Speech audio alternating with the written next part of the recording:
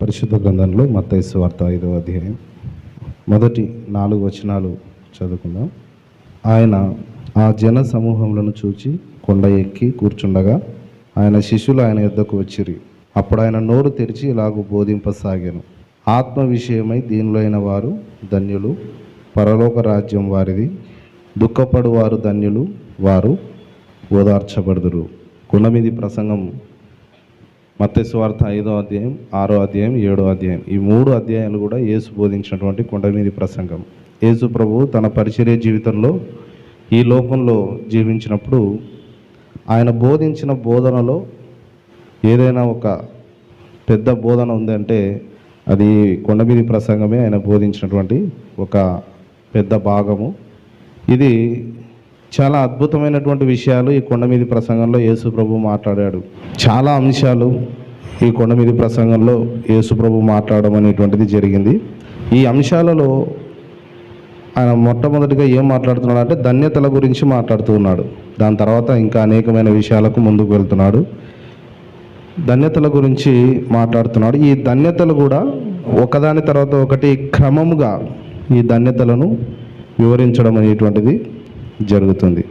అయితే మొట్టమొదటి ధన్యత ఏమంటున్నాడంటే ఆత్మ విషయమై దీనులైన వారు ధన్యులు అంటాడు 3వ వచనంలో. ఆత్మ విషయంలో ఎవరైతే దీనులుగా ఉంటారో వారు ధన్యులు అని అంటున్నాడు. పరిశుద్ధ గ్రంథం ఈ మాటను మాట్లాడుతున్నప్పుడు, ఎందుకంటే ఈ మాటలు స్వయంగా యేసు ప్రభువే మాట్లాడాడు. ఈ కొండ మీద ప్రసంగం అంతా కూడా స్వయంగా యేసు ప్రభు తన ముందున్న జనాలతో మాట్లాడినటువంటి ప్రసంగం ఇది. కాబట్టి మనం దీన్ని అంత సింపుల్గా స్కిప్ చేయడానికి వీలు పడదు. ఆయన ఏ అర్థంతో చెప్పాడు అనేటువంటిది మనం చాలా ఆలోచన చేయాల్సిన ఆవశ్యకత ఉన్నది. ఎందుకంటే యేసు ప్రభు మాట్లాడుతున్నాడు ఇక్కడ. మొట్టమొదటి ధన్యత ఏమంటున్నాడంటే ఆత్మ విషయమై దీనులైన వారు ధన్యులు అని అంటున్నాడు. ఆత్మ విషయమై దీనులైన వారంటే ఇది భౌతికపరమైన విషయం ఇక్కడ మాట్లాడడం లేదు. ఈ ధన్యతలు భౌతిక సంబంధమైనవి కాదు, ఆత్మ సంబంధమైనవి. ఆత్మ విషయమై దీనులవడం అంటే చాలాసార్లు భౌతిక పరంగా ఆలోచన చేస్తూ మనం వేసుకునే వస్త్రాధారణ బట్టి, మనం ఉపయోగించే వస్తువులను బట్టి నువ్వు ఆత్మీయ బిడ్డవా కాదా అని నిర్ణయించడం జరుగుతుంది. ఇప్పుడు ఉన్న ప్రపంచంలో క్రైస్తవులుగా మన వస్త్రాధారణ చూసి నువ్వు ఆత్మీయుడో కాదంటారు. మనం ఉపయోగించే వస్తువులను చూసి నువ్వు ఆత్మీయుడమైనా ఇంతకి అని అంటారు. కానీ ఆ విషయాన్ని యేసుప్రభు ఇక్కడ మాట్లాడడం లేదు. యేసుప్రభు ఆత్మ సంబంధమైన విషయాన్ని ఇక్కడ మాట్లాడుతున్నాడు. భౌతికపరమైన విషయాన్ని ఇక్కడ యేసుప్రభు మాట్లాడడం లేదు. అది మనం గమనించాలి. పరిశుద్ధ గ్రంథం ఏ ఉద్దేశంతో మాట్లాడుతుంది, అందులో పరిశుద్ధాత్ముడు మనకేం తెలియపరచాలనుకుంటున్నాడు అనేది మనం ఎప్పుడైతే గ్రహించకుండా ఉంటామో అది తప్పుగా అర్థం చేసుకోవడానికి అవకాశాలే ఎక్కువ ఉన్నాయి. కాబట్టి మనం వేసుకున్న వస్త్రాధారణ గురించి కానీ, మనం ఉపయోగించే వస్తువుల గురించి కానీ ఇక్కడ మాట్లాడడం లేదు. చాలామంది నువ్వు ఆత్మీయుడవేనా, నువ్వు ఆత్మీయురాలవేనా అని అంటారు కదండి. నువ్వు అలాంటి వస్త్రాలు వేసుకున్నావు, నువ్వు ఎట్లా ఆత్మీయుడవుతావు, ఎట్లా ఆత్మీయురాలవుతావు అని అంటారు. నన్ను కూడా చాలామంది నువ్వు పాస్టర్వా అని అడుగుతారు కొంతమంది. ఎందుకంటే పాస్టర్ అంటే వాళ్ళకు కొన్ని క్వాలిటీస్ కనపడాలా. ఏంటంటే ఒక పెద్ద సంచి తలిగించుకోవాలి కదా. నేను ఎప్పుడు సంచి తలిగించుకోను కదా.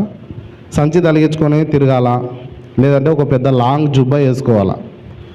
లాంగ్ జుబ్బా వేసుకొని, ఒక పెద్ద జుబ్బా వేసుకొని ఒక సంచి తలిగించుకుంటే అది పాస్టర్ అని వాళ్ళు అప్పుడే ఆత్మీయుడు, లేకపోతే ఆత్మీయుడు కాదు అని చెప్పి భౌతికపరమైన విషయాలు చూసి ఒక తీర్మానానికి రావడం అనేటువంటిది ఇక్కడ యేసుప్రభు ఆ విషయాన్ని గురించి మాట్లాడడంలే. భౌతికంగా కొన్ని మార్చుకో అని చెప్పడంలే. బైబిల్ ఎప్పుడు మాట్లాడేది అంతరంగముల గురించి మాట్లాడుతుంది. బయట ఎన్ని మార్చినా వేస్టే. అంతరంగం సరి చేయబడకుండా, మారు మనసు పొందకుండా, ఆలోచనలు మారకుండా బయట అన్ని మార్చి ఏం చేస్తాం? బయట అన్ని మారిస్తే సున్నం కొట్టిన సమాధుల వల్లే ఉంటుంది తప్ప అందులో ఏమీ ఉండదు. బయట మార్పు వాక్యానుసారమైన మార్పుగా ఉండాలి. కాబట్టి బయట కొన్ని క్వాలిటీస్ చూసి నువ్వు ఆత్మీయుడో కాదు అని నిర్ణయానికి రావడం. యేసు ప్రభు చెప్పాడు కదా, ఆత్మ విషయంలో దీనులుగా ఉండాలా, మీరు గ్రాండ్గా ఉండకూడదు, దీనులుగా ఉండాలి అని చెప్పాడు కదా అని ఆ అర్థంతో అక్కడ చెప్పడం లేదు. ఆ వచనం చాలా లోతైనది. యేసు ప్రభు ఏ ఉద్దేశంతో మొట్టమొదటి ధన్యత ఆ ధన్యతను మాట్లాడుతున్నాడు. పరలోక రాజ్యము ఆత్మ విషయంలో దీనులైన వారిదే అని అంటున్నాడు. అంటే బయట అన్ని మార్చాలని, భౌతికపరమైన విషయాలు మార్చాలని కాదు ఇక్కడ ఆ వచనాన్ని మాట్లాడేది. నేను పోయిన వారమే అనేకమైన వచనాలు చూపించాను. పౌలు సందర్భాల గురించి. పౌలు తనకున్న పేరును బట్టి కానీ, తనకున్న గోత్రమును బట్టి కానీ, తనకున్న ఆస్తిని బట్టి కానీ, తనకున్న అంతస్తుని బట్టి కానీ పౌలు అతిశయపడట్లేదు. వాటన్నిటినీ క్రీస్తు కొరకు నష్టంగా ఎంచుతున్నానని పౌలు అంటాడు. అంటే సిలువను ఘనపరచడం అంటే, ఇంకా ఆత్మ విషయంలో దీనులు అవడం అంటే ఏంటి? యేసుప్రభు మాట్లాడుతున్నటువంటి విషయము, నేను పాపిని. మనిషి తన పొజిషన్ గుర్తించి, నేను పాపములో ఉన్నాను, పాపము నన్ను ఏలుతుంది, పాపపు స్థితిలో ఉన్నాను, నాకు దేవుడు అవసరం, ఆయన రక్షించకపోతే నా జీవితం నశించిపోతుంది, నా పాపాలు యేసు రక్తంలో కడుక్కొనకపోతే నేను అలాగే నా జీవితాన్ని నశింపజేసుకున్న వాడనైతాను, నేను నిత్య నరకానికి వెళ్ళిపోతాను అని పరిశుద్ధాత్మ దేవుడి యొక్క స్వరాన్ని గుర్తించడమే ఆత్మ విషయంలో దీనులవ్వడం. పరిశుద్ధాత్మ యొక్క స్వరాన్ని ఎప్పుడైతే ఒక వ్యక్తి గమనించడో ఆ వ్యక్తి ఆత్మ విషయంలో ఆత్మీయంగా శూన్యంగా ఉన్నాడు. ఆత్మ సంబంధమైన విషయాలు, పరిశుద్ధాత్మ దేవుడు బోధించే స్వరాన్ని అతడు ఇంకా గ్రహించలేదు. అందుకే అతను ఆత్మీయ స్థితిలో జీరోగా ఉన్నాడు. కాబట్టి యేసు ప్రభు ఇక్కడ మాట్లాడుతున్నటువంటి విషయం అంటే ఆత్మీయంగా దీనులవ్వడం, సిలువ దగ్గర తగ్గించుకోవడం.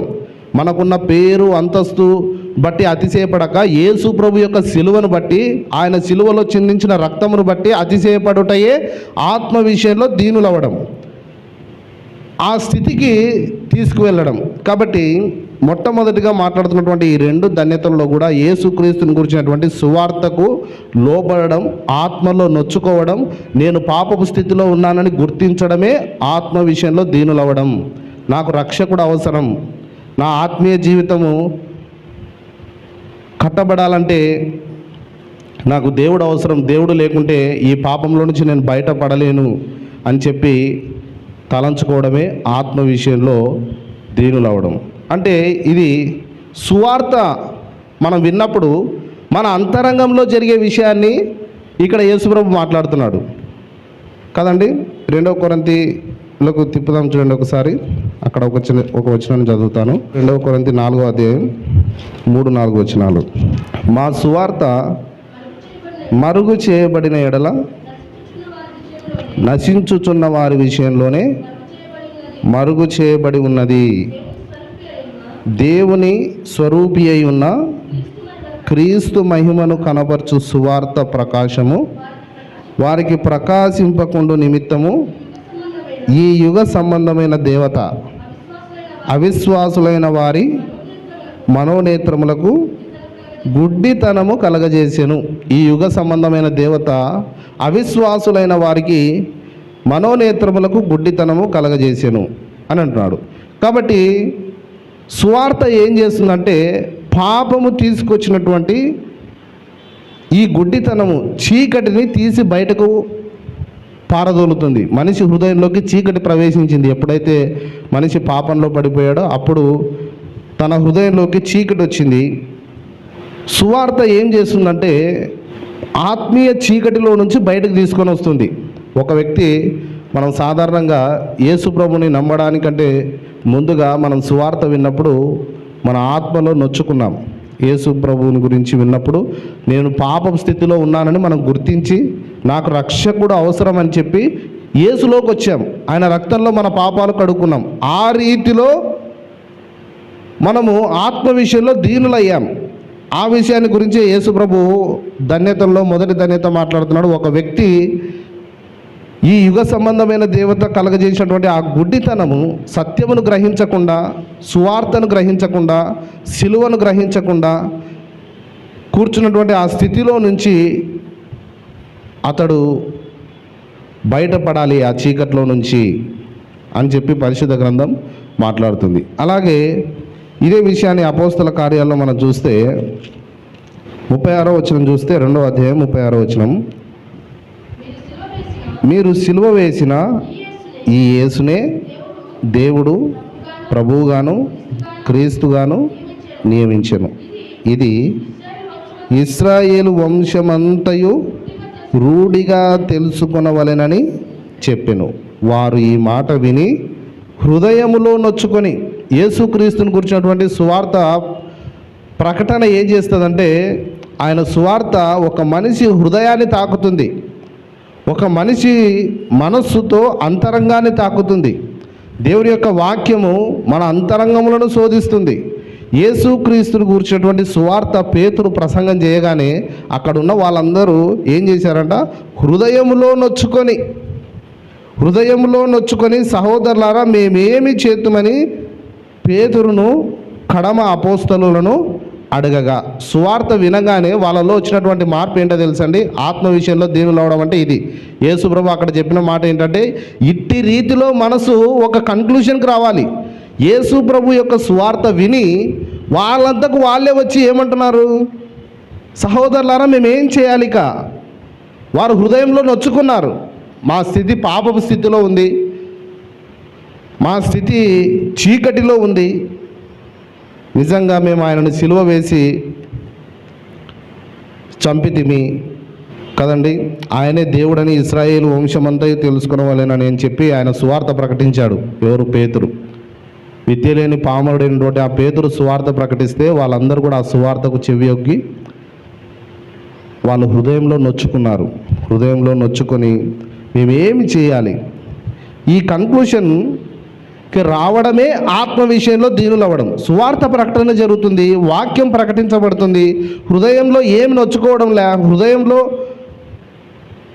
ఏమి స్పందన లేదంటే, ఇందాక కొరింథీలో చదివినట్లు ఈ యుగ సంబంధమైన దేవత వారి హృదయములకు గుడ్డితనం కలగజేసింది. వాళ్ళు కనులారా చూస్తున్నారు కానీ పరిశుద్ధాత్మ దేవుడు బోధిస్తున్నటువంటి ఆ సిలువను గురించినటువంటి సువార్తను వాళ్ళు ఇంకా గ్రహించకుండా ఉంటున్నారు. వాళ్ళు ఇంకా ఆత్మ విషయంలో దీనులు కాలేదు. అందుకే వారికి పరలోక రాజ్యం వారిది కాదు. పరలోక రాజ్యం ఎవరిది? ఆత్మ విషయంలో దీనులైన వారిదే పరలోక రాజ్యం. ఎందుకంటే ఆత్మీయంగా నేను పాపపు స్థితిలో ఉన్నాను, నాకు దేవుడు అవసరం, యేసయ్య రక్తం అవసరం.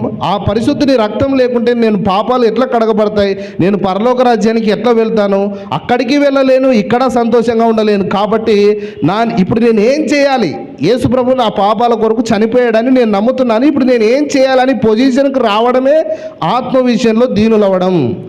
ఇక్కడ అదే జరిగింది. పేతురు సువార్త ప్రకటన చేస్తుంటే వాళ్ళు హృదయంలో నొచ్చుకున్నారు. నా స్థితి బాగలేదు, నా హృదయ స్థితి బాగలేదు, నా మనసు బాగలేదు, నేను చీకట్లో ఉన్నానని చెప్పి వాళ్ళు హృదయంలో నొచ్చుకున్నారు. సువార్త విని వారి అంతరంగం అంతా శోధించబడింది. సువార్త ఏం చేస్తుందంటే మనిషి హృదయాన్ని స్కాన్ చేస్తుంది కదండి. ఏదైనా సమస్య ఉందంటే మన ఒంట్లో స్కానింగ్ తీస్తారు కదండి, ఎక్స్రే స్కానింగ్ తీస్తారు, అందులో బయటపడుతుంది అంటారు ఏదైనా ప్రాబ్లం ఉంటే. సువార్త దేవుని యొక్క వాక్యం ఏం చేస్తుందంటే మనిషి అంతరంగాన్ని స్కాన్ చేస్తుంది. అలా స్కాన్ చేసినప్పుడు ఆ వ్యక్తి నిజంగా నేను ఈ స్థితిలో పాపపు స్థితిలో ఉన్నాను కదా అని గుర్తించడమే ఆత్మ విషయంలో దీనులు అవ్వడము. ఒక వ్యక్తి నేనేం పాపం చేశాను, పుట్టినది మొదలుకొని ఒకరికి అన్యాయం చేయలే, ఒకరిని దోచుకోలే, ఒకరికి నేను ఏమీ చేయలేదు, నేరం చేయలేదు, కాబట్టి నేనేం పాపం చేశాను. బైబిల్ ఎందుకు అందరూ పాపం చేసి దేవుడు అనుగ్రహించి మహిమను పొందలేకపోతున్నారని చెప్తే యేసుప్రభు అంటాడు, రోగులకే వైద్యుడు అవసరం కానీ నేను ఆరోగ్యవంతుని అనడానికి వైద్యుడు అవసరం లేదు. నేను పాపినని గుర్తించిన వానికే నేను అవసరం. రక్షకుడు ఎవరికి అవసరం? నేను పాపపు స్థితిలో ఉన్నాను, నా పితరుడైనటువంటి ఆదాములో నుంచి నేను వచ్చాను, ఆయన ఆజ్ఞను అతిక్రమించాడు, నా హృదయం కేవలం చీకటితో నిండుకొనింది, నా ప్రభు నా జీవితంలోకి వస్తేనే నాకు నిత్య ఆనందం, కానీ ఆయనను బయట ఉంచితే నాకు ఆనందం లేదని గుర్తించడమే ఆత్మ విషయంలో దీనులవ్వడం. అటువంటి వారిదే పరలోక రాజ్యం అంటున్నాడు. ఆ కన్క్లూషన్కి రావాలి ఒక వ్యక్తి. ఆ కన్క్లూషన్కు రాకుండా అతడు జీవించినట్లయితే నిత్య ఆనందం లేదు, ఇక్కడ భూమి మీద ఆనందం లేదు, అలాగే పరలోక రాజ్యాన్ని స్వతంత్రించుకోలేడు. అందుకే యేసు ప్రభు తన నోరు తెరిచి ఇలాగ బోధింపసాగాను. గొప్ప సంగతులు బోధిస్తున్నాడు కూర్చొని. ఆయన కొండ మీద ప్రసంగంలో గొప్ప సంగతులు బోధిస్తూ మొట్టమొదటి ధన్యులు ఎవరు? ఆత్మ విషయంలో దీనులైన వారు ధన్యులు. మొదట అది గమనించండి. పరలోక రాజ్యము అటువంటి వారిది. సువార్త విని పెడచెవిన పెట్టడం అనేటువంటి వారిది పరలోక రాజ్యాన్ని స్వతంత్రించుకోలేరు అని అంటున్నాడు. కాబట్టి వీళ్ళు ఒక పేతురు ప్రసంగం వినగానే ఒక ముగింపుకు వచ్చారు. హృదయంలో నొచ్చుకొని ఇప్పుడు మేమేం చేయాలని అడుగుతున్నారు. హల్లెలూయా. చూశారండి, అది ఎంత హృదయాన్ని తాకింటది దేవుని యొక్క వాక్యము. దేవుని యొక్క వాక్యము వారి హృదయాన్ని తాకుట ద్వారా, సహోదరులారా మేము ఏమి చేద్దామని పేతురును ఇంకా మిగతా అపోస్తలులను అడగగా వాళ్ళు చెప్తున్నారు. 38వ వచనం, పేతురు మీరు మారు మనసు పొంది పాప క్షమాపణ నిమిత్తము ప్రతివాడు యేసుక్రీస్తు నామమున బాప్తిసం పొందుడి, అప్పుడు మీరు పరిశుద్ధాత్మను వరము పొందుదురు. ఏం చేయాలా అని వాళ్ళు అడిగితే వాళ్ళు చెప్తున్నటువంటి విషయం ఏంటంటే, చూడండి, ప్రతివాడు యేసుక్రీస్తు నామమున బాప్తిసము పొందుడి. ఏంటికో పాపక్షమాపణ నిమిత్తం. పాపక్షమాపణ ఎట్లా జరుగుతుంది? చాలామంది చర్చికి పోతాను, చర్చిలో మంచి పనులు చేస్తానంటారు, బాప్తిసం తీసుకోరు వాళ్ళు. నువ్వు నిజంగా ఆత్మ విషయంలో దీనుడవు కాలే, ఇంకా సువార్తను నువ్వు ఇంకా గ్రహించలే. చాలామంది యేసు ప్రభు సువార్త కొన్ని రోజులు తరబడి వింటుంటారు, చర్చికి రోజులు తరబడి వారాలు తరబడి చర్చికి వస్తుంటారు. నువ్వు ఎన్ని మంచి పనులు చేసినా, ఎన్ని కార్యక్రమాలు చేసినా, ఎన్ని సత్క్రియలు చేసినా కూడా నువ్వు పాపక్షమాపణ నిమిత్తము బాప్తిసం తీసుకొనకపోతే ఆత్మ విషయంలో ఇంకా దీనుడు అవ్వాలి, అంతే. వేరే భయపెట్టేది ఏమీ లేదు. ఇక్కడ పరిశుద్ధ గ్రంథం ఏం మాట్లాడుతుందంటే ఆత్మ విషయంలో దీనులు అవ్వాలి. దీనులు అవ్వడం అంటే పాపక్షమాపణ, నేను పాపపు స్థితిలో ఉన్నాను, దాంట్లో నుంచి బయటపడాలి కదా అని. ఇంకా నువ్వు ఒక వ్యక్తి అనుకోని స్థితిలో ఉన్నప్పుడు అది ఇంకా దీనులు అవ్వలేదు, ఇంకా పరలోక రాజ్యానికి అతడు అర్హత పొందుకోలేదు అని అంటున్నాడు.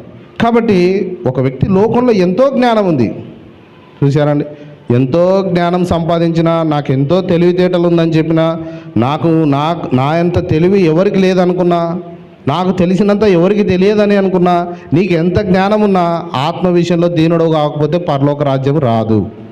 ఒక వ్యక్తి ఆత్మ విషయంలో దీనుడు అవ్వాలి, సిలువ దగ్గరికి రావాలి. నాకు యేసు అవసరము, ఆయన రక్తం అవసరము, ఆయన లేకపోతే నా పాపాలు ఎట్లా క్షమించబడతాయి, ఆయన లేకపోతే నేను ఎట్లా పరలోక రాజ్యానికి వెళ్తాను, ఆయనే దేవుని యొద్దకు నడిపించే మార్గమై ఉన్నాడు, ఆయనే దేవుడు, ఆయనే రాజులకు రాజు, ఆయనే ప్రభువులకు ప్రభు, నిరంతరము సజీవుడై ఉన్నటువంటి దేవుడు యేసు ప్రభు అని ఆత్మ విషయంలో దీనులు అవ్వకపోతే అతడు ఇంకా చీకట్లోనే ఉన్నాడని పరిశుద్ధ గ్రంథం సెలవిస్తుంది.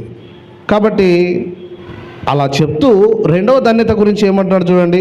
దుఃఖపడువారు, ఒకసారి తిప్పండి అక్కడికి మత్తయి సువార్తకి. దుఃఖపడువారు ధన్యులు, వారు ఓదార్చబడదురు. ఇది కూడా భౌతికపరమైన విషయాన్ని చెప్పడంలే, జాగ్రత్తగా గమనించండి. భౌతికపరమైన విషయాన్ని ఇక్కడ చెప్పడంలే. దుఃఖపడువారు ధన్యులు అంటే మనం ఎంత ఏడ్చినాం అనే దాని గురించి ఇక్కడ చెప్పడంలే కదండి. నువ్వు ఎంతసేపు ఏడ్చినావు? 10 నిమిషాలు ఏడ్చిన, నేను అర్ధగంట ఏడ్చిన, 20 నిమిషాలు ఏడ్చిన. యేసు ప్రభు దుఃఖపడమంటున్నాడు. దుఃఖపడితేనే వాళ్ళు ఓదార్చబడతారు. కాబట్టి కొన్నిసార్లు ఏడవడానికే ఎక్కువ ప్రాముఖ్యతనిస్తున్నాం. దేని కొరకు ఏడ్చామంటే ప్రభు కొరకు ఏడ్చాను అంటున్నాడు. ప్రభు అంటున్నాడు, నా కోసం ఏడవకండి, మీకోసం, మీ పిల్లల కోసం ఏడవుడి. నా నిమిత్తం ఏడవకండి, నేను దేవుని యొక్క ఉద్దేశాన్ని నెరవేర్చడానికి వచ్చాను, నా కోసం ఏడవకండి, మీకోసం, మీ పిల్లల కోసం ఏడవండి అని అంటున్నాడు. రక్షణ లేకపోతే వాళ్ళ కోసం ఏడవండి. కుటుంబంలో ఇంకా ఎవరైనా రక్షింపబడకపోతే వాళ్ళ కోసం ఏడ్చి ప్రార్థన చేయండి, ఎందుకంటే అది చాలా ఘోరమైన స్థితి. ఇక్కడ యేసు ప్రభు మాట్లాడుతున్నటువంటి విషయం ఏంటంటే, దుఃఖపడువారు ధన్యులు అంటే మనం రోజు ఏడ్చుకుంటూ కూర్చోవాలి. యేసు ప్రభు కూడా ఒక చోట ఏడ్చాను అని చెప్పి పరిశుద్ధ గ్రంథంలో రాయబడింది. కాబట్టి ఎల్లప్పుడూ మనము ఏడవాలి అనేటువంటి విషయం కాదు. దావీదు మాట్లాడినటువంటి విషయం వేరే, ఆయన బుడ్డిలో దాచి ఉంచాడు అనేటువంటి విషయము అది వేరే. ఇక్కడ యేసు ప్రభు మాట్లాడుతున్నటువంటి విషయం ఏంటంటే, ఆత్మ విషయంలో దీనులైన వారికి నెక్స్ట్ వచ్చేది ఏంటంటే దుఃఖము. పాపపు విషయంలో దుఃఖము. ఇంత ఘోరమైన స్థితిలో నేను ఉన్నానని చెప్పి దుఃఖపడడం, అది జరిగిందా లేదండి? మనం ప్రారంభంలో యేసు దగ్గరికి వచ్చినప్పుడు అలా జరిగింది. నిజానికి చెప్పాలంటే రక్షణ యొక్క ప్రారంభ దినాలు గుర్తు చేసుకుంటే, నేను చెప్పాలంటే ఒక పాట విని నేను రక్షింపబడ్డాను. ఇదని చెప్పాలంటే ఏ పాట చెప్పమంటారా? ప్రేమించేదాన్ని అధికముగా. అసలు యేసుప్రభు మార్గంలోనే లేము మేము. ప్రేమించేదాన్ని అధికంగా ఏదో అడపదడప సువార్త విన్న తర్వాత ఆ పాట విన్నాను. ఇంతవరకు ఆదుకున్నావు ఎబినేజరే, ఇంతవరకు ఆదుకున్నావు అనే ఆ పదాలు లిరిక్స్ వింటున్నప్పుడు నాలో దుఃఖము, పశ్చాత్తాపము, ఇంతగా దేవుడు నన్ను వెనకుండి నడిపించి కాపాడుతున్నాడు, నేను ఎందుకు ఆయనను గుర్తించట్లేదని చెప్పి అక్కడ నేను ప్రారంభంలో ఆ విధంగా రక్షణలోకి వచ్చి దుఃఖపడ్డాను. కానీ ఇక జీవితాంతం చనిపోయే వరకు ఆ పాటని వినుకుంటూ కూర్చోకూడదు. నేను వాక్యం దగ్గరికి రావాలా. హల్లెలూయా. అర్థమవుతుందండి నేను ఏం చెప్తున్నాను? జీవితాంతం ఆ లెవెల్లో ఉండకూడదు. లెవెల్ పెరగాలి. లెవెల్ ఏంటి? పెరిగే కొద్దీ ఆహారము, బలమైన ఆహారం తీసుకోవాలా. వాక్యం వినే పొజిషన్కి రావాలా. వాక్యం దగ్గరికి రావాలా. ఆ విధంగా దేవుని యొద్దకు నడిపించాడు పరిశుద్ధాత్ముడు మనలో క్రియ చేసే విధానం ఏంటంటే మన పాపముల విషయమై మనల్ని ఒప్పింపజేయను. నా స్థితి ఇలాగుంది, నేను దేవుని ఎదుట ఒప్పుకొనవలసిన వాడనని చెప్పి మనల్ని ఒప్పింపజేస్తుంది. పరిశుద్ధాత్మ దేవుడు మనల్ని ఒప్పింపజేస్తాడు, మన పాపములను ఒప్పింపజేస్తాడు. అలా ఆత్మ విషయంలో దేనిలో అయ్యేటట్లు చేసి తర్వాత చేసేది ఏంటంటే మనలో ఒక దుఃఖము, ఆత్మ సంబంధమైనటువంటి దుఃఖము కలుగుతుంది అని చెప్పి పరిశుద్ధ గ్రంథం మాట్లాడుతుంది కదండి. అలాగే ఇర్మియా గ్రంథం 17వ అధ్యాయం 1-2 వచనాలు చదువుదాం చూడండి.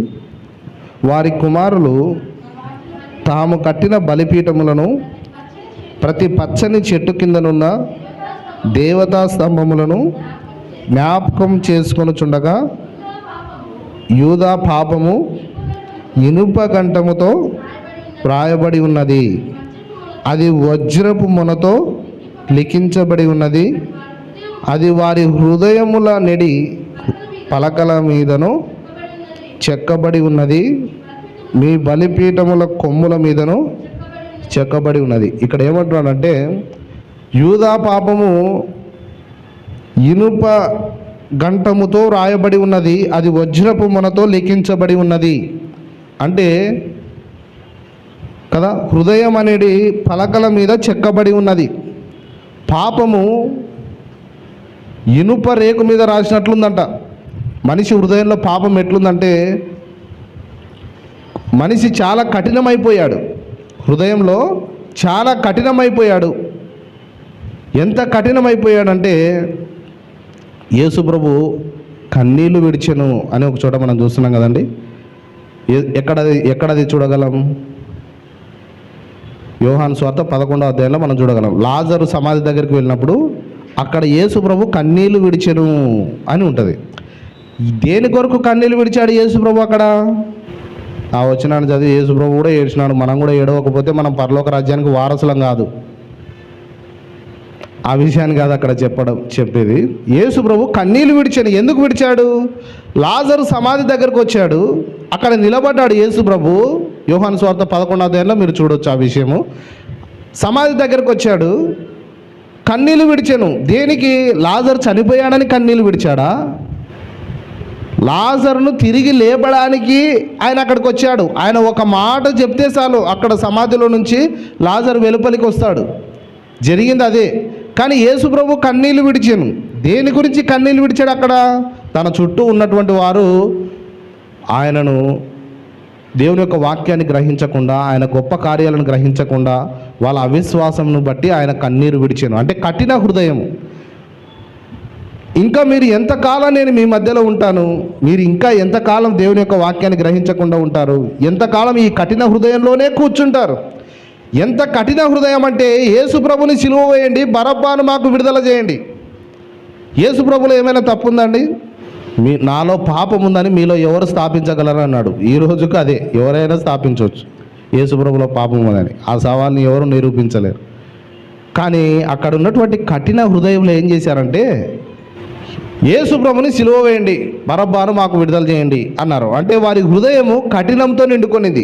ఇక్కడ ఇర్మియా గ్రంథంలో 17వ అధ్యాయంలో మాట్లాడుతున్నటువంటి విషయం ఏంటంటే హృదయం ఎంత కఠినంగా మారిపోయిందంటే వారి హృదయము పాపముతో నిండుకొనింది. ఎట్లా అంటే ఇనుప రేకు మీద రాసినట్లు, ఇనుప రేకు మీద రాసినది చెరపడం వీలవుతుందా? వీలు పడదు. హృదయం అనే పలకల మీదనే అది చెక్కబడింది. కాబట్టి పాపపు స్థితిలో మనిషి హృదయం కఠినంగా మారిపోయింది. ప్రేమలు లేవు, చల్లారిపోయినాయి. మనుషులు మార్పు చెందుతూ వచ్చారు. కొంతకాలం కిందట ఎవరైనా బంధువులు వస్తే ఇంటికి ఆనందపడేవాళ్ళు. ఉండి ఇంకా 2 రోజులు ఉన్నామా, మీరు అప్పుడే పోతే మాకు ఆనందం పోతుంది అని అంటారు. అప్పుడున్న చిన్న పూరి గుడిసె అయినా సరే మంచం కింద కొంతమంది, వారపాకులో కొంతమంది, అసలు ఇంట్లో పని చేసుకోకుండా అందరూ ఇంటి నిండా పడుకుని ఆనందంగా ఉన్నది తిని ఆప్యాయతతో గడిపేవాళ్ళు. ఇప్పుడు పక్కన ఇంటికి ఏం సంబంధం లేదు, మొత్తం చుట్టూ కాంపౌండ్ అంతే, కిటికీలు అన్నీ మూసుకొని ఇంటికి వెంటిలేషన్ కూడా అవసరం లేదు. మనిషి గోడలు హృదయంలో కట్టుకుపోయినాయి మొదట, ఆ తర్వాత అవి బయట కనపడుతున్నాయి. ఆప్యాయతలు లేవు, ప్రేమలు చల్లారిపోయినాయి. ఒక మనిషిని ఆప్యాయతతో పలకరించడం, ఒక వ్యక్తితో ఆప్యాయతతో గడపడం, ఇవన్నీ అన్నీ తగ్గిపోయినాయి. ఇవన్నీ వచ్చినటువంటి ఇది ఒక విధం. అయితే ఇక్కడ మాట్లాడుతున్నటువంటి విషయం ఏంటంటే, మనిషి హృదయము ఎంత కఠినమైపోయిందంటే, ఇనుప రేకు మీద రాసినట్లు అది హృదయం కఠినమైపోయింది. అలాగే వారి హృదయము అనే పలక మీద అది చెక్కబడింది. అంటే మనిషి హృదయము చాలా కఠినమైన స్థితిలో ఉంది. మళ్ళీ ఇలాంటి కఠినమైన హృదయము ఎట్లా మారుతుందంటే, అది కేవలం సువార్త ద్వారా మాత్రమే మారుతుంది, కానీ వేరే దేని ద్వారా హృదయము మారదని చెప్పి పరిశుద్ధ గ్రంథం మాట్లాడుతుంది. అర్థమవుతుందండి నేను చెప్పేది? అపోస్తల కార్యాల్లో పేతురు ప్రసంగం చేసినప్పుడు కూడా అదే జరిగింది. ఒక వ్యక్తి సువార్త విన్నప్పుడు తన హృదయంలో నొచ్చుకుంటున్నాడు, ఇంత కఠిన స్థితిలో నేనున్నానే, ఈ పాపము నన్ను నశింపజేస్తుంది అని గుర్తించకపోతే అదేమవుతుంది? అరికాలకు ఇన్ఫెక్షన్ అయింది, దాన్ని మనం నిర్లక్ష్యం చేస్తే చివరికి ఏమవుతుందండి? కాలే తీసేయాల. నదట్లే ఇంకా శరీరానికి ఇన్ఫెక్షన్ అయితే మనిషి అలాగే నశించిపోతాడు. కానీ ఆ కాలుకి ఇన్ఫెక్షన్ ఉంది, దానికి ట్రీట్మెంట్ ఇవ్వాలని గుర్తించినప్పుడు అది వెంటనే నయం చేసుకోవచ్చు. ఆత్మ విషయంలో దీనిలో అవడం అంటే ఏమనుకుంటున్నారు? దుఃఖపడువారు ధన్యులు అంటే ఏమనుకుంటున్నారు? యేసు ప్రభు శిలువ దగ్గర మోకరించి, ప్రభువా నీ రక్తం లేకపోతే, నీ శిలువ లేకపోతే నేను ఏమైపోయేవాడను, నిత్య నరకానికి వెళ్ళిపోయేవాడని, నశించిపోయేవాడనని గుర్తించడము, ఆత్మ విషయంలో దీనులవ్వడం. ఆ యొక్క సువార్త అతన్ని దర్శించి యేసు ప్రభు యొక్క శిలువ మరణం, ఆయన రక్తము అతని హృదయాన్ని కడిగి శుద్ధీకరించి ఆత్మీయమైన విషయంలో దుఃఖించడం అనేటువంటి విషయమే సువార్తలో జరుగుతున్నటువంటి గొప్ప కార్యం. యేసు ప్రభు యొక్క మాటలు, ఆయన వాక్యము, ఆయన సువార్త ద్వారా జరిగే కార్యం ఏంటంటే హృదయంలో నొచ్చుకోవడం, ఆ తర్వాత నేను ఏం చేయాలని అడిగే స్థితికి ఒక మనిషి రావడం అనేటువంటి విషయాన్ని పరిశుద్ధ గ్రంథం మాట్లాడుతుంది కదండి. కాబట్టి ఇంకా యేసు ప్రభు దుఃఖపడువారు ధన్యులు అంటే మనం రోజు ఏడ్చుకుంటూ కూర్చోవాలా? ఏడిస్తేనే దేవుడు అంగీకరిస్తాడు, అప్పుడే పరలోక రాజ్యానికి మీరు అర్హులు అని చెప్పడంలే. దుఃఖపడువారు ధన్యులు, వాళ్ళు ఓదార్చబడతారు. అంటే మనం ఏడిస్తేనే కదా ఆయన ఓదార్చేది, కాబట్టి మనం ఏడవాలి. ఆ విషయాన్ని అక్కడ యేసు ప్రభు చెప్తుంది కాదు. తిప్పండి 2 కొరింథీయులకు రాసిన 2వ పత్రిక 7వ అధ్యాయం 10వ వచనం ఒకసారి చదువుదాం. చూడండి, 9-10 వచనాలు ఇందాక బైబిల్ పట్టణంగా మనం చదివాము. దైవ చిత్తానుసారమైన దుఃఖము, రక్షణార్థమైన మారు మనసు.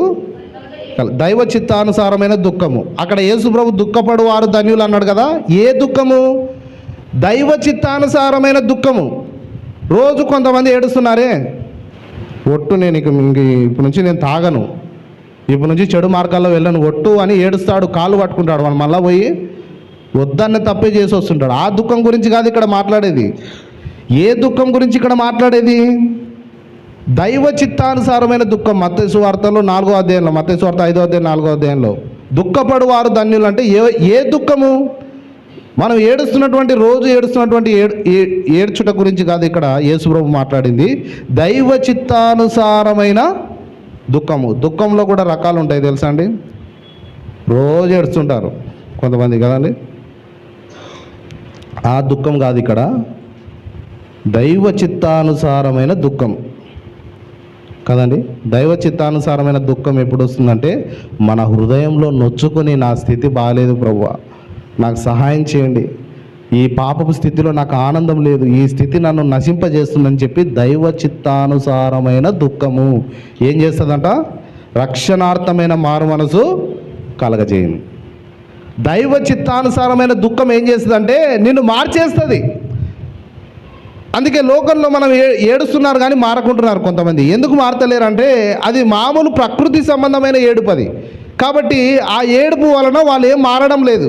అప్పటికి తప్పించుకోవడానికి మాత్రమే బతిమాలుకుంటున్నారు కానీ నిజానికి అంతరంగం హృదయంలో మనసులో మార్పు రావడం లేదు. ఎందుకు మార్పు రావడం లేదంటే అది ప్రకృతి సంబంధంగా జరుగుతున్నటువంటి కార్యం. మరి ఆత్మ సంబంధంగా జరుగుతున్నటువంటి కార్యం ఏంటి? దుఃఖపడువారు ధన్యులు అంటున్నాడు. వారు మాత్రమే ఓదార్చబడతారు. ఎవరు ఎలాంటి దుఃఖం కలిగిన వారు?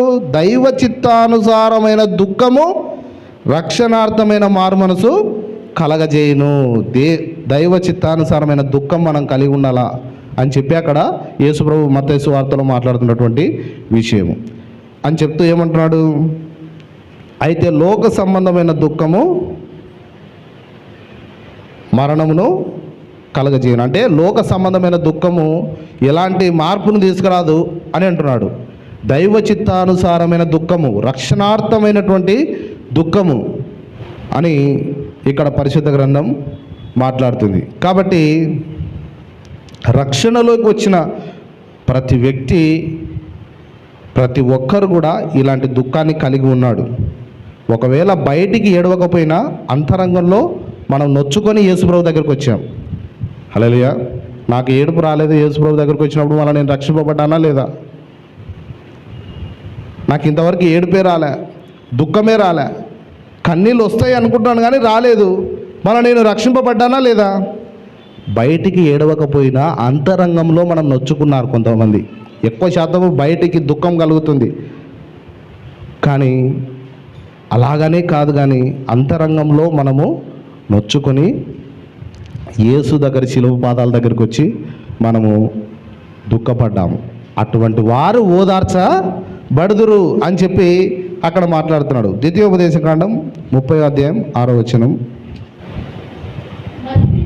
మరియు నీవు బ్రతుకుటకై నీ పూర్ణ హృదయముతోనూ నీ పూర్ణ ఆత్మతోనూ నీ దేవుడైన యెహోవాను ప్రేమించున్నట్లు నీ దేవుడైన యెహోవా తనకు లోబడుటకు నీ హృదయమునకును నీ సంతతి వారి హృదయమునకు సున్నతి చేయను. సున్నతి గురించి ఇక్కడ ఏం మాట్లాడుతున్నాడంటే అది భౌతిక సంబంధమైన విషయం కాదు. సున్నతి అంటే ఆ కాలంలో అబ్రహాంతో చేయబడినటువంటి విషయం ఏంటంటే భౌతిక పరంగా సున్నతి కలిగి ఉండడము, వాళ్ళు మాత్రమే దేవుని కరుణకు పాత్రులు అని వాళ్ళు అనుకున్నారు. కానీ కొత్త నిబంధనలో హృదయంలో సున్నతి చేయబడాలని చెప్పి కొత్త నిబంధనలో చెప్పబడింది. కానీ దేవుని యొక్క ఉద్దేశం పాత నిబంధనలోనే చెప్పబడింది. దేవుడు అప్పుడే చెప్పాడు, ఏమంటాడు? నీ దేవుడైన యెహోవాను ప్రేమించినట్లు నీ దేవుడైన యెహోవా తనకు లోబడుటకు నీ హృదయమునకు నీ సంతతి వారి హృదయమునకు సున్నతి చేయను. అంటే దేవుని యొక్క వాక్యం దేనికి సంబంధించింది? భౌతికపరమైన విషయాలు కాదు, అంతరంగానికి సంబంధించింది అని చెప్తున్నాడు. సున్నతి భౌతిక పరంగా వాళ్ళు చేసుకున్నారు, కానీ దేవుని యొక్క ఉద్దేశం ఏంటి? అంతరంగంలో ఆత్మలో వాళ్ళు దుఃఖపడాలి, ఆత్మలో దీనులవ్వాలి, ఆత్మీయంగా వాళ్ళు సున్నతి పొందాలి. అదే అక్కడ మాట్లాడుతున్నటువంటి విషయం. కాబట్టి భౌతికపరమైన విషయాలు మార్చుట ద్వారా ఏ ప్రయోజనం లేదు, కానీ అంతరంగంగా దేవుని యొక్క కార్యములను గ్రహించి ఆయన పాదముల చెంత ఆయన వాక్యాన్ని గుర్తించడమే ఆత్మ విషయంలో దీనులవ్వడం, దుఃఖపడడం, ఆయన ఓదార్పును పొందుకోవడం. ఇదే విషయాన్ని పౌలు మాట్లాడుతున్నాడు. గలతీయులకు రాసిన పత్రిక 6వ అధ్యాయం 15వ వచనం చదువుదాం చూడండి. కొత్త సృష్టి పొందుటయే కానీ సున్నతి పొందుటయందేమీ లేదు, పొందకపోవట అందేమీ లేదు. చూసారా? సున్నతి పొందుటయందు ఏమి లేదు, పొందకపోవటయందు ఏం లేదు. విషయం ఏంటి? నూతన సృష్టిగా మారడమే, కొత్త సృష్టిగా మారడమే, అంతరంగంలో మార్పు చెందడమే, యేసులోకి రావడమే, ఆయన రక్తంలో కడగబడడమే ముఖ్యం. కానీ భౌతికపరమైన సున్నతి పొందుటయందు ఏం లేదు, పొందకపోవటయందు ఏం లేదు. హృదయములో దీనులవ్వడం, ఆత్మ విషయంలో తగ్గింపు కలిగి ఉండడం పరలోక రాజ్యానికి పాత్రులు అవుతున్నారు. కాబట్టి ఈ విధంగా దుఃఖపడువారు నూతన సృష్టిలో ప్రవేశించి దుఃఖంతో నూతన సృష్టిలో ప్రవేశించిన వారికి వాళ్ళు ఓదార్చబడదురు అని చెప్పి పరిశుద్ధ గ్రంథం మాట్లాడుతుంది. అటువంటి వారికే ఓదార్పు, అటువంటి వారికే ఆనందం. ధన్యతల్లో యేసుప్రభు చెప్తున్నటువంటి ధన్యత ఏంటి? ఆ ధన్యతలన్నీ ఏంటంటే ఆనందమును గురించి, సంతోషమును గురించి, దుఃఖంలో నుంచి బయటపడుట గురించి అవి మాట్లాడుతుంది. ఆనందం ఎక్కడ ఉంది? ఆత్మ విషయంలో దీనులవ్వడంలో ఉంది ఆనందం. ఆనందం ఎక్కడ ఉంది? దుఃఖపడువారు ధన్యులు. ఏ విషయంలో దుఃఖపడడం? పాపపు స్థితిలో నేనున్నాను యేసయ్య, నువ్వు నాకు అవసరమని ఆత్మ విషయంలో దీనులయ్యి దుఃఖపడి యేసు దగ్గరికి రావడం, అందులోనే ఆనందం ఉంది. అది నిత్య ఆనందం, నిత్య సంతోషం యేసు ప్రభులో మనకుంది అని చెప్పి పరిశుద్ధ గ్రంథం మాట్లాడుతుంది. ఆయనలో నిత్య ఆనందం యేసు ప్రభులో మనకుంది. ఆయన పాదముల చెంత నిత్య సంతోషం ఉంది. లోకంలో ఎలాంటి సంతోషము లేదు. యేసు ప్రభు పాదాల దగ్గర మన పాపాలు క్షమాపణ పొందుకోవడంలో ఉంది నిత్య ఆనందము, నిత్య సంతోషం అని అంటాడు. ఈ సంతోషం ఎటువంటిదంటే పరలోక రాజ్యానికి వెళ్ళిన తర్వాత మనం ఆనందించే సంతోషం కాదు. చాలామంది యేసు ప్రభులోకి వచ్చినప్పటి నుంచే కష్టాలు ఎక్కువైనాయి. ఉన్నారండి అటువంటి వాళ్ళు? యేసు ప్రభుని నమ్ముకున్నప్పటి నుంచే కష్టాలు ఎక్కువైనాయి. యేసు ప్రభులోకి వచ్చినప్పటి నుంచే, ఆయనలో దిగినా అప్పటి నుంచి నాకు మొదలైనవి. ఏంది దిగినావు? యేసు ప్రభులోకి వచ్చినప్పటి నుంచి కొంచెం ఆనందం తక్కువైంది. సువార్త వినాల్సిన రీతిలో వినలే, వాక్యము వినవలసిన రీతిలో వినలే, వాక్యము ఎట్లా గ్రహించాలో గ్రహించలే. యేసు ప్రభులోకి వస్తే ఇక దుఃఖం పెరగడం ఏంటి? యేసు ప్రభులోకి వస్తే ఆనందం ఉంది. ఇరుకు మార్గంలో ప్రవేశించుడని యేసు ప్రభు చెప్పాడు కదా. ఇరుకు మార్గం, యేసు ప్రభులోకి రావడం అంటే ఇరుకు మార్గం. అనేక ఇబ్బందులు, శ్రమలు, శోధనలు ఉంటాయి. లేవని చెప్పడం లేదు, జాగ్రత్తగా గమనించాలి. అవి ఉండవని చెప్పడం లేదు, కానీ దాన్ని ఎదుర్కొనే శక్తి నువ్వు పొందుకుంటావు. అంత మాత్రమే కాదు, ఆయన దగ్గర నిత్య సంతోషం ఉంది, ఆనందం ఉంది. అది పరలోకానికి వెళ్ళిన తర్వాత అనుకుంటున్నారు చాలామంది ఏమనుకుంటారంటే దేవుని యొక్క వాక్యాన్ని తప్పుగా అర్థం చేసుకుంటారు. దుఃఖపడు వారు ధన్యులు అంటే మనం రోజు ఏడ్చాలనుకుంటారు. దేవుని సన్నిధిలోకి పోవడం అంటే వెంటనే మోకాలు వేయాలా, ఏడవాలా, దాని గురించి యేసుప్రభు మాట్లాడుతున్నాడు. అట్లయితేనే ఓదార్పు, లేదంటే లేదు. అట్లా లిటరల్గా ఉన్నది ఉన్నట్టుగా తీసుకుంటారు. చాలామంది అలా తప్పుగా అర్థం చేసుకోవడం ద్వారానే ఈ లోకంలో సంతోషాన్ని పొందుకోవడం లేదు. మంచి వాళ్ళే, ఆత్మీయత ఉందా, ఆత్మీయులే, మంచి ప్రార్థనా పరులే, రోజు వాక్యం చదువుతారు, రోజు ప్రార్థన చేసుకుంటారు, రోజు వాళ్ళు దేవుని దగ్గర గడపంది వాళ్ళు రోజు ప్రారంభించరు. అన్ని విషయాల్లో ఆత్మీయులే, కానీ ఈ లోకంలో ఏ సంతోషం లేదు. పరలోకానికి పోయిన తర్వాతనే మనకు ఆనందం ఉంది అనుకున్నారు. కాబట్టి ఈ లోకంలో వాళ్ళు ఆనందంగా ఉండలేకపోతున్నారు. ప్రియ దేవుని బిడ్డలారా, సువార్తను జాగ్రత్తగా గమనించండి. సువార్త నిన్ను కేవలం చనిపోయిన తర్వాత పరలోకాన్ని తీసుకుపోవడానికి కాదు. సువార్త ఆయన నిన్ను అన్ని విషయాల్లో దీవించి ఆశీర్వాదకరంగా మార్చాలనేటువంటిదే దేవుని యొక్క ఉద్దేశం. దేవుడు నిన్ను రక్షించి కేవలం నిన్ను వదిలిపెట్టి పరలోక రాజ్యానికి తీసుకుపోవడానికి కాదు. ఆయన ప్రాణాన్ని బలిగా అర్పించింది, తన ప్రాణ త్యాగాన్ని చేసింది. ఎందుకు? నీ కుటుంబ విషయంలో, నీ అన్ని విషయాల్లో, భౌతికపరమైన విషయాల్లో నిన్ను ఆశీర్వదించాలని చెప్పి దేవుడు తన ప్రాణాన్ని బలిగా అర్పించాడనేటువంటిది గుర్తించాలి. ఒక విషయం ఏంటి? ప్రభు నా పాపాల కొరకు చనిపోయాడు, అందులో దుఃఖపడ్డాము, ఆత్మ విషయంలో దీనులయ్యాము, యేసులోకి వచ్చాము. వచ్చిన తర్వాత ఇంకా నేను ఇలాగే దుఃఖంలో ఉన్నాను అంటే నువ్వు సరైన విధానంలో దేవుని యొక్క వాక్యాన్ని గ్రహించడం లేదు. దేవుని యొక్క వాక్యంలో ఆనందం ఉంది కదండి. పరిశుద్ధాత్మ యొక్క వెలుతురు ఎవరి మీదకైతే వస్తుందో వాళ్ళు ఆనందించడము చూస్తారు. వారి జీవితంలో ఆనందము కలిగి ఉన్నాను నేను అనేది వాళ్ళు చూస్తారు. అదే పరిశుద్ధ గ్రంథం మాట్లాడుతుంది. హల్లెలూయా. మనందరం ఇక్కడ ఆరాధనకు రాకముందు ఇక్కడంతా ఎట్లుంది?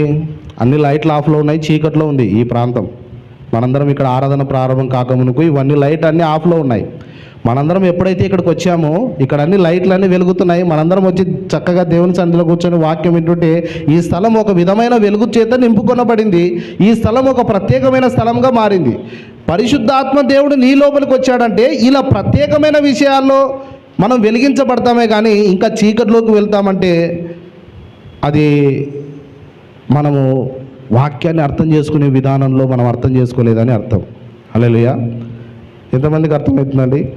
ప్రభు యొక్క వాక్యము ఆ ధన్యతలలో చెప్తున్నటువంటి ఆ ధన్యతల యొక్క సారాంశం ఏంటంటే మనల్ని ఆనందింపచేయాలని, మనల్ని విడిపింపచేయాలని, ఆ చీకటి స్థితిలో నుంచి మనల్ని బయట తీసుకురావాలని చెప్పి దేవుడు ఆ బోధన చేస్తున్నాడు అక్కడ. కాబట్టి యేసు ప్రభు చేస్తున్నటువంటి మొట్టమొదటి ధన్యతల్లో మొట్టమొదటి ధన్యత ఏంటంటే ఆత్మ విషయంలో దీనులైన వారు ధన్యులు, వారిదే పరలోక రాజ్యం అంటున్నాను. అటువంటి వారిదే పరలోక రాజ్యం. పరలోక రాజ్యాన్ని పొందుకోవాలంటే ఆత్మ విషయంలో దీనుడుగా ఉండాలి. బయట కాదు, బయట మార్చినారు కానీ హృదయం కఠినంగానే ఉంది. బయట అన్నీ మారినాయి.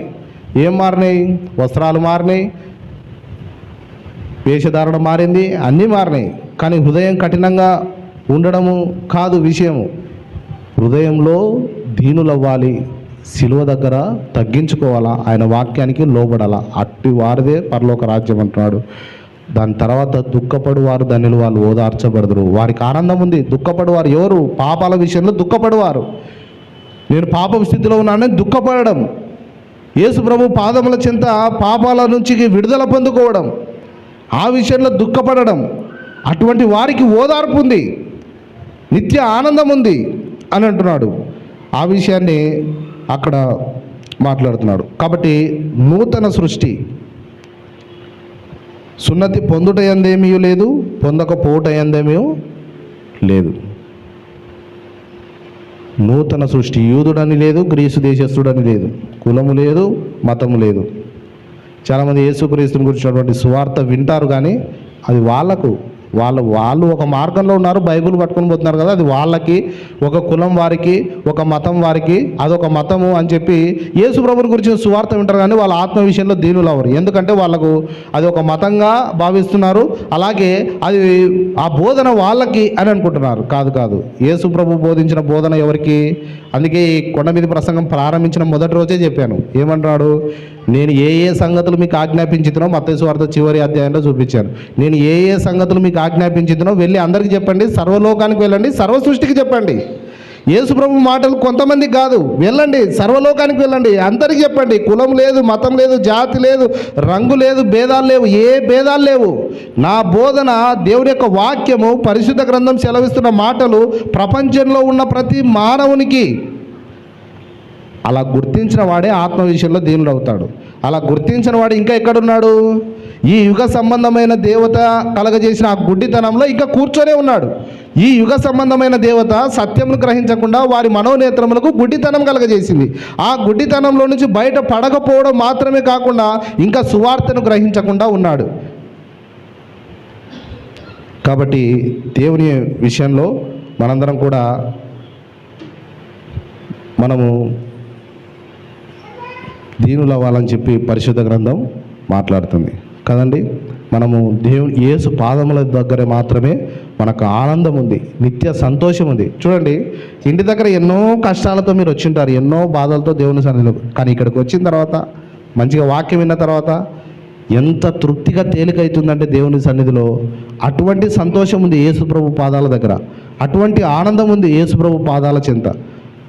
కానీ లోకంలో సమయం గడిపిన వారికంటే ఈరోజు మీరు ఇక్కడ కూర్చున్న మీరందరూ కూడా ధన్యులు, దేవుని కరుణకు పాత్రులు. మీరందరూ కూడా, మనందరం దేవుని కరుణకు పాత్రులు. అందుకే మనం ఇక్కడ ఈ స్థలంలో మనం ఉన్నాము, మనం రక్షింపబడ్డాం. ఆయన వాక్యాన్ని విని దీవించబడాలని దేవుడు కోరుకుంటున్నాడు.